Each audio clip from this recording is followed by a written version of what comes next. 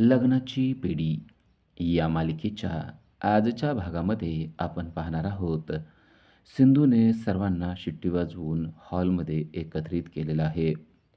तिचा हा प्रकार पाहून सर्वांना मोठा धक्का बसलेला आहे.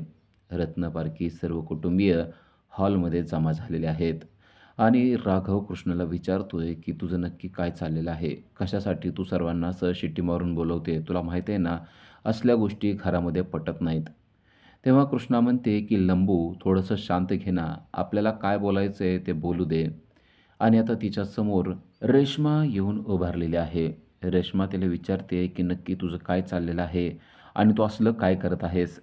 तेव्हा तिने सांगितले की आपण तुझ्यासाठी एक निर्णय घेतलेला आहे. आता ऋषभ आलेला आहे आणि तो ऋषभला माफ करायचा आहे. हे ऐकल्यावर रेश्माला खूपच राग येतो. रेश्मा तिला धाड बोलायला सुरुवात करते. तुला माहिती आहे ना, मी त्याला कधीसुद्धा माफ करणार नाही आणि त्याने कोणत्या प्रकारची चूक केलेली आहे ते तुला माहिती नाही आहे. ते जर का तुला माहीत असतं, तर तू त्याला कधीच माफ केलं नसतं. एक स्त्री म्हणून तर तू त्याला कधीच माफ केलं नसतं, असं ती सांगते आहे. ऋषभ हे सगळं ऐकत आहे. त्याचबरोबर कृष्णाने सगळं रेश्माचं बोलणं देखील ऐकून घेतलेलं आहे आणि त्यानंतर ती म्हणते, "ठीक आहे, तुला त्याला माफ करायचं आहे का नाही हा तुझा प्रश्न आहे. आपण देखील फिमेल्स आहे. आपल्याला पण कळतं की तुझ्या मनामध्ये त्याच्याविषयी काय भावना होत असेल.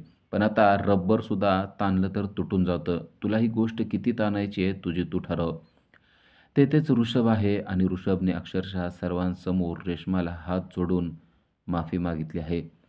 रेश्मा, खरोखरच माझ्याकडून चूक झाली. मी जे करायला नाही पाहिजे होतं ते केलंय, पण ते आता होऊन गेलेलं आहे आणि त्यामुळं मला माफ कर.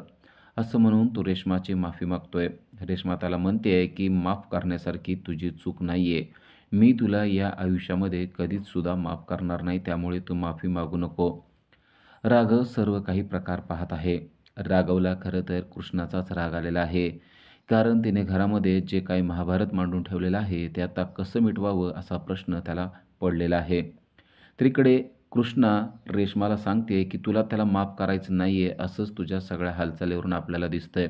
बदकुली, लक्षात घे, एकदा बाण सुटला, की तो सुटला. तू विचार काय केलायस ते मला सांग. नक्की तू ठरवलंयस का, की त्याला माफ करायचं नाही?"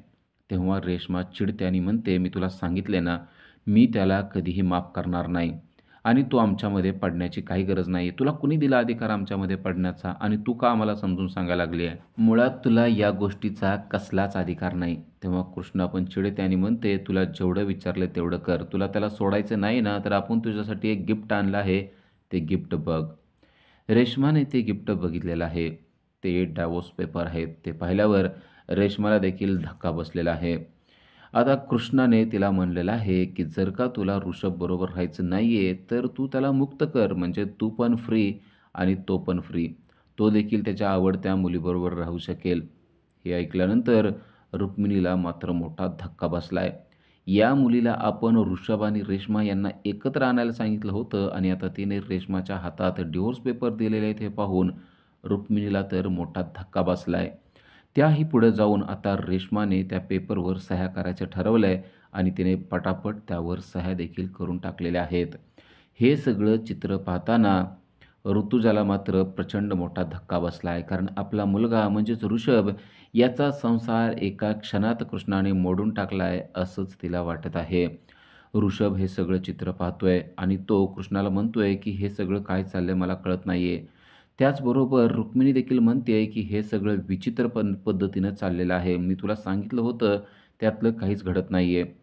ऋषभ अजून देखील रेश्माच्या समोर उभा आहे आणि तो तिला म्हणतोय, की "तू सही केलेली आहेस. याचा अर्थ तुला माझ्याबरोबर राहण्याची इच्छा नाहीये आणि तू माझ्याबरोबर अजिबात सुखी नाहीयेस. तू जर का माझ्याबरोबर सुखी नसशील, तर तुला माझ्याजवळ ठेवण्यात काही कारण नाहीये. त्यामुळं मी तुझ्या आयुष्यात आता राहत नाही." असं म्हणून तो म्हणतोय, की "मी सुद्धा यावर सही करू शकतो." तर इकडे मधूला प्रचंड मोठा धक्का बसलाय. आता या मुलीचं आणि राघवचं लग्न रुक्मिणीताई लावू देणार नाहीत हे तिला समजलंय. त्याचबरोबर ऋषभने देखील आता सही करायचं ठरवलेलं असतं आणि डिव्होर्स पेपरवर त्याने देखील सही केलेली आहे. एका मिनिटात कृष्णाने रेश्मा आणि ऋषभ यांचा संसार मोडून टाकल्याचा धक्का रत्नपारखी कुटुंबियांना जबरदस्त बसलेला आहे. तर राघवला समजत नाहीये की कृष्णा नक्की काय करतेय. कृष्णाने ते चॅलेंज उचललं होतं, पण त्याच्या सगळं उलटंच ती का वागत आहे, ही गोष्ट त्याला समजत नाही.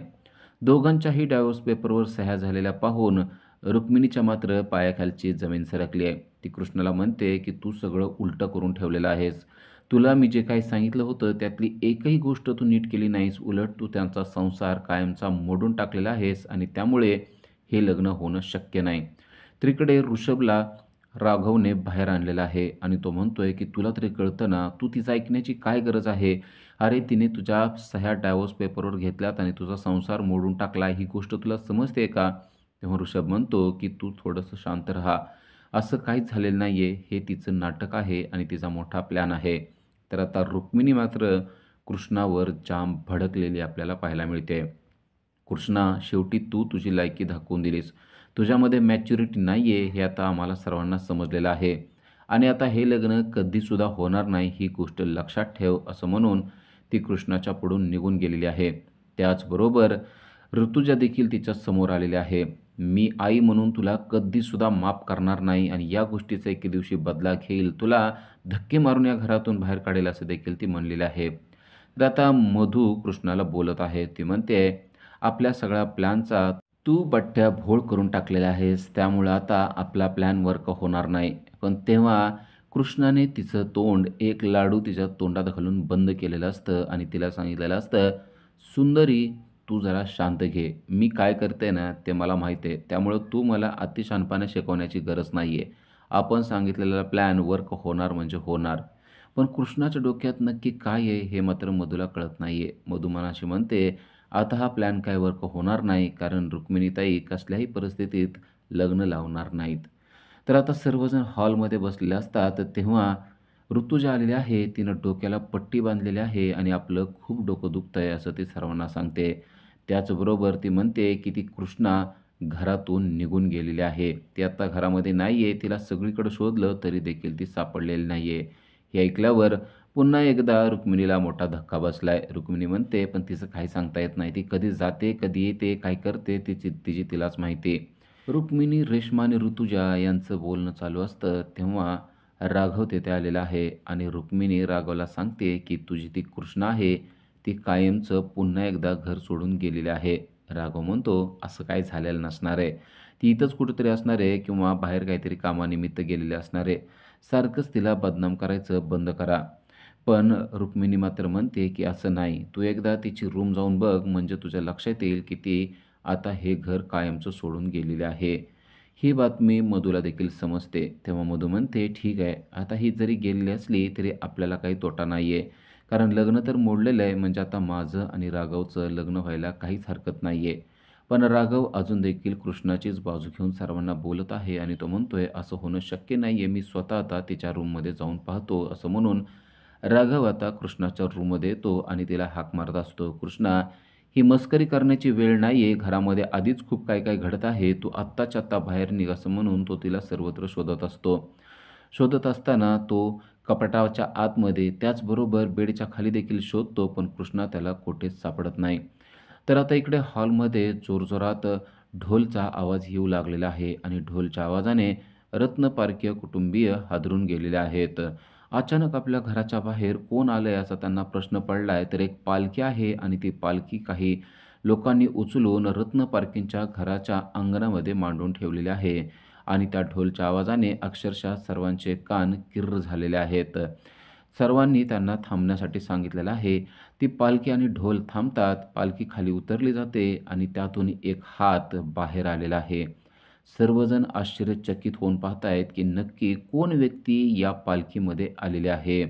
रुक्मिणी देखील खूपच आश्चर्याने पाहते, आपल्या दारामध्ये अशी पालखी आणण्याची हिंमत कोणी केलेली आहे आणि त्यातून कोण बाहेर पडतंय असा प्रश्न तिला पडतो आणि तेव्हा त्या पालखीतून पिंकी धोंडे पाटील बाहेर आलेली आपल्याला पाहायला मिळते आहे. पिंकी तिच्या रुबाबात रत्नपारखींच्या घराच्या बाहेर आलेली आपल्याला पाहायला मिळते आहे. पिंकी खास पालखी घेऊनच रत्नपारखींच्या घराच्या बाहेर आलेली आहे, म्हणजे नक्कीच तिच्या डोक्यात काहीतरी प्लॅन असणार आहे. पण तो काय असणार आहे ते आपल्याला उद्याच्या भागातच पाहायला मिळतं. उद्याच्या भागामध्ये आपल्याला पाहायला मिळतं, की पिंकी आलेली आहे, तिच्याबरोबर गोदा आहे आणि ती एका व्यक्तीला माहिती देत आहे, की मी सावीला पाहिलेलं आहे. सावीला या लोकांनी गडचिरोलीला पाठवलेलं आहे आणि लवकरच आपल्याला ती मिळू शकते. त्याचबरोबर पिंकी आता रत्न पारखेंच्या घरात देखील आलेली आहे आणि ते रत्न पारखेंना म्हणते आहे, की आपला परिचय करून देते. आय माय सेल्फ पिंकी युवराज धोंडे पाटील आणि मी इथं आले त्याचं कारण म्हणजे आपल्याला आपला हक्क पाहिजे आहे.